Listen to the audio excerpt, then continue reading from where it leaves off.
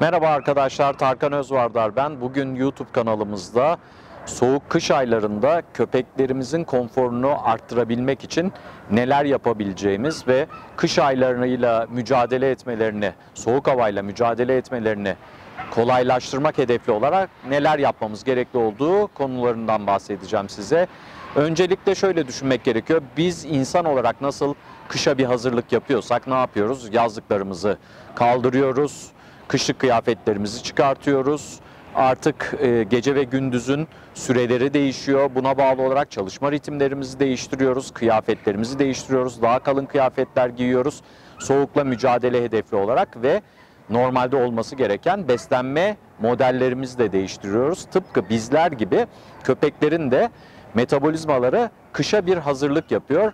Ve tabii kış için, soğuk hava için alınması gereken önlemleri de onlar adına bizim yapmamız, onlara soğukla mücadeleleri konusunda yardımcı olmamız gerekiyor. Öncelikle tabii ki kış aylarında köpek metabolizma olarak soğukla mücadele için hazırlık yapmaya başlıyor. Ne yapıyor? Tüyler değişiyor arkadaşlar. Yazlık tüylerinden kurtuluyor. Yazlık tüyler ince ve defans mekanizması düşük olan tüyler. Kışlık tüyler ise daha sık, daha kalın ve soğuğa karşı direnç oluşturmak hedefli olarak çıkmış olan tüyler. İlk önce köpeğimiz kışa hazırlık olarak tüylerini değiştiriyor ve kışa kendi metabolizmasını hazırlamaya çalışıyor ve tabii ki kışın neye ihtiyacımız var? Tıpkı insanlarda olduğu gibi köpeklerin de yağlanmaya ihtiyacı var soğuk hava şartlarına karşı korunma hedefi olarak. O sebepten ötürü en önemli noktalardan bir tanesi kışın beslenme. Köpeklerimizin beslenme modelini yazın uyguladığımız beslenme modelinden, yazın uyguladığımız rasyonlardan daha farklı hale getirmemiz gerekiyor.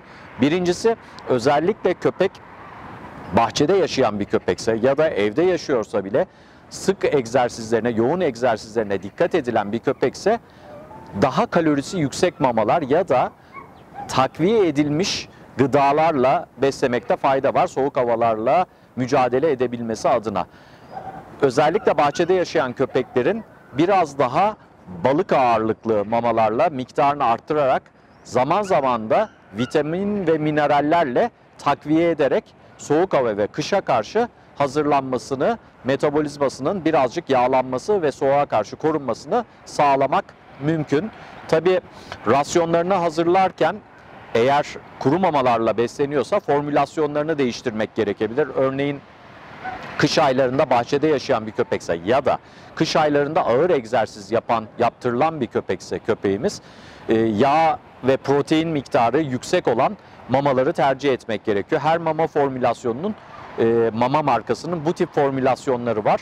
Onları tercih edebiliyoruz. Birazcık rasyonlarına balık yağı, özellikle derin deniz balığı yağı veyahut da somon yağı karıştırarak dirençlerini arttırabiliyoruz. Metabolizmanın daha iyi çalışması ve dediğim gibi soğuk hava şartlarına karşı daha dirençli hale gelmesini sağlayabiliyoruz. Özellikle bu dönemlerde immün sistemi de kuvvetli tutmak çok önemli. Yani bağışıklık sistemini ayakta tutmak gerekiyor.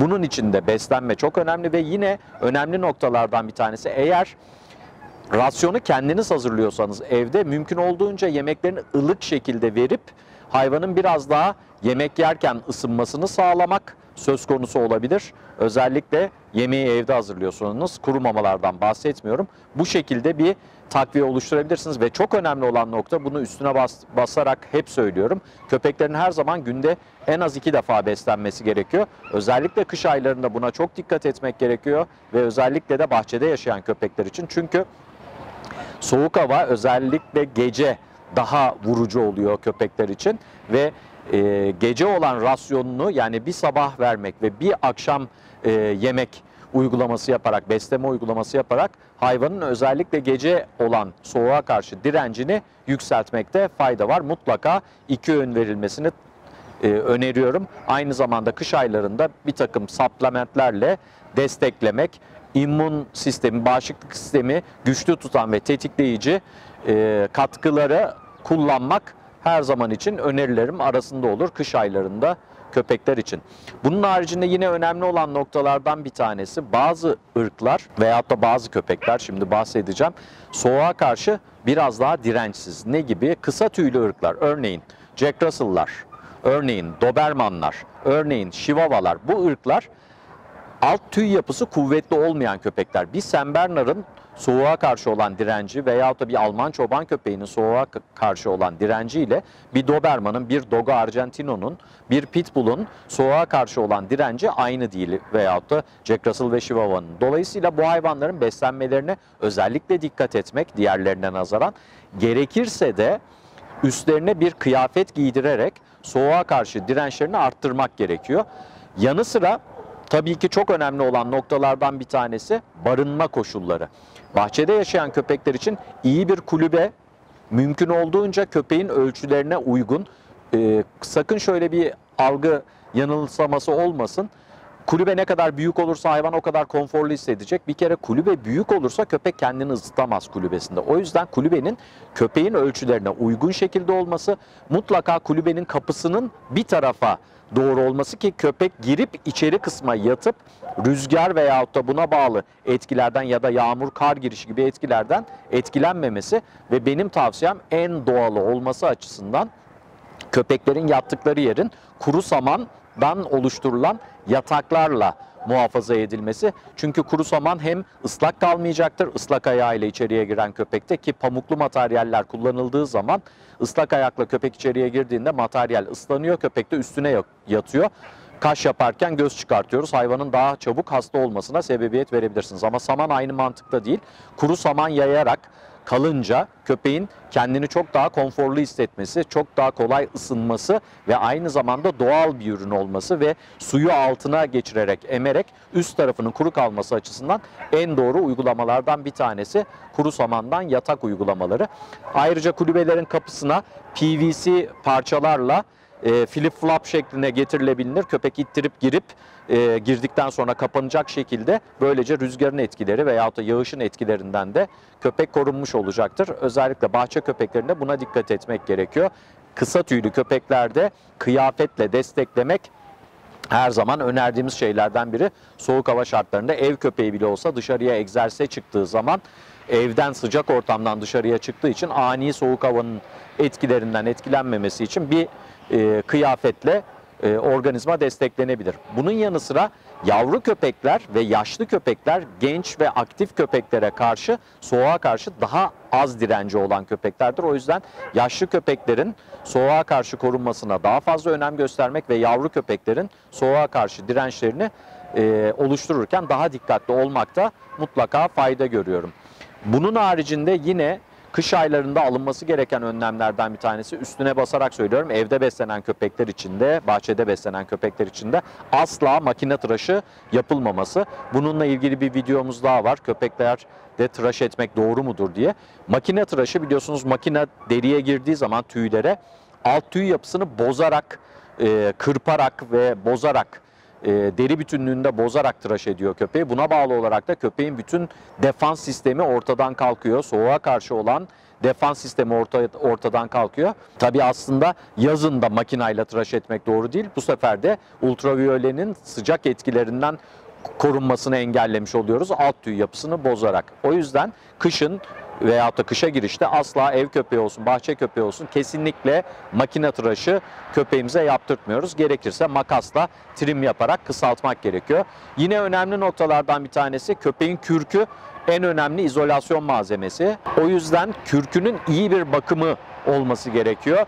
Düzenli olarak köpeğin kürkünün taranması, özellikle yaz aylarından daha fazla özen göstermek gerekiyor kışın taramaya. Çünkü taradığınız anda derinin defansını arttırıyorsunuz, tımarladığınız anda köpeğinizi ve tüylerin kuvvetlenmesi için biraz önce bahsettiğim gibi derin deniz balıkları yağı veyahut da somon yağı ya da biyotin takviyeleri, çinko takviyeleri yaparak köpeğin kürkünün bütünlüğünü de sağlamış oluruz. Yine arkadaşlar, özellikle kar yağışı söz konusu olduğunda beyaz köpekler ve kısa tüylü köpekler soğuğa karşı ve karın etkilerine karşı daha az dirençlidirler. Özellikle soğuk ısırması dediğimiz etkileri daha çok beyaz ve kısa tüylü köpeklerde, özellikle Dogo Argentino'larda, Pitbull'larda, Amerikan Staffordshire Terrier'lerde, Jack Russell'larda sıklıkla gözlemleriz.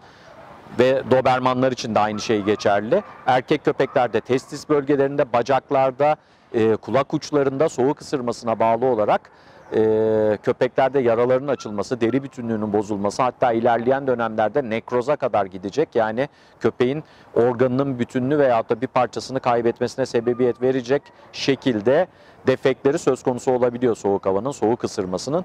O nedenle bu ırklara özellikle dikkat etmek gerekiyor. Korunmalarına, kıyafet, yatak, kuru yerde yatmaları, soğuğun üstünde, sert zeminin üstünde yatmamalarına özellikle dikkat edilmesi gerekiyor bahsettiğim ırklar için. Yine önemli noktalardan bir tanesi, kar yağışı söz konusu olduğu zaman hepimiz çok seviyoruz. Köpeklerimiz de çok seviyor karda oyun oynamak, koşturmak. Fakat karda koşularda çok dikkat etmek gerekiyor. Biliyorsunuz kırık camlar veyahut da kaya parçaları, taş parçaları koşular esnasında köpeklerin ayağını kesebiliyor. Çok ciddi yaralanmalar yaşanabiliyor. O yüzden bu konuya da dikkat etmek gerekiyor. Yine kışın özellikle asfaltta buzlanmayı engellemek için veyahut da asfalt tuzlanırken kaldırımlara da tuzlar sıçrıyor ve köpeklerin ayağında soğuk havanın etkisiyle oluşacak olan çatlaklar köpeğiniz bastığı anda tuzla birlikte korkunç bir acı ve bakıyorsunuz ki hiçbir şey yokken köpek bir anda topallamaya başlıyor. Bunu yaşamamak için de köpek ayakları için özel hazırlanmış birçok markanın var. Vakslar var.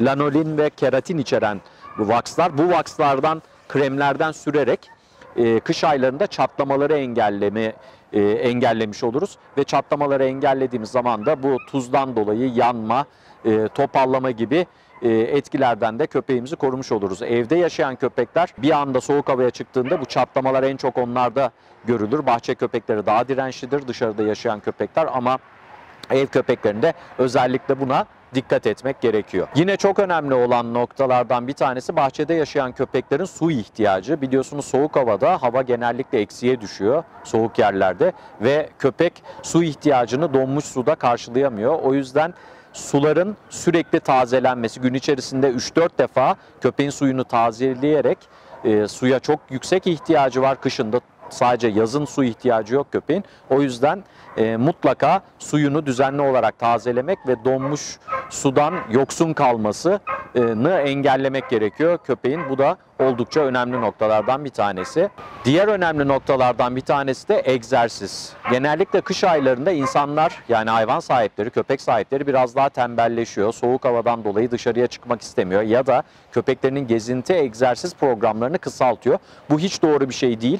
Köpeklerinize kışın da yeterli derecede egzersiz etmeniz gerekiyor. Hava soğuk da olsa dışarıda interaktif ve hareketli olduğu sürece köpeğiniz üşüyüp soğuk havanın zararlı şartlarından etkilenmeyecektir. Tabii ki bu bahsettiğim şimdiye kadar iyi beslemeler, takviyeler falan olduğu takdirde. O yüzden egzersizlerimize önem gösteriyoruz. Gerekirse giyiniyoruz, kuşanıyoruz ve köpeğimizle mutlaka egzersizimizi ihmal etmiyoruz. Düzenli olarak çıkartıyoruz. Özellikle bahçede yaşayan köpekler için söylüyorum. Kışın çoğu hayvan sahibi köpeğiyle olan diyaloğunu minimuma indiriyor.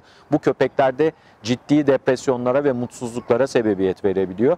Mutlaka kışın da köpeğimizle yazın ne kadar etkileşim içerisindeysek kışın da egzersizlerine ve gezintilerine dikkat ederek mutlaka etkileşimimizi devam ettirmemiz gerekiyor. Son olarak yine çok önemli nokta tabii ki sokaktaki dostlarımız, sokak hayvanları, sokak köpekleri, sokak kedileri için de biliyorsunuz bu şartların hepsi en ağır şekilde yaşayan onlar. Dolayısıyla bulunduğumuz bölgede, en azından bulunduğumuz semtteki sokak hayvanlarına besin takviyesi yapmak, barınmaları için oluşumlar şekillendirmek, özellikle çok soğuk havalarda apartman kapılarını açık bırakarak ya da garaj kapılarını açık bırakarak sığınmalarını sağlamak, kar yağışı ve yoğun yağmur yağışı ve soğuktan sığınmalarını sağlamak ve mutlaka su ihtiyaçlarını karşılamak gerekiyor. Ayrıca sokak hayvanlarında da yine çok karşılaştığımız bir şey, kış aylarında arabayı çalıştırmadan önce mutlaka kaputa vurmak, gerekirse kaputu açıp kontrol etmek. Çünkü biliyorsunuz kışın ısınmak hedefli olarak kediler özellikle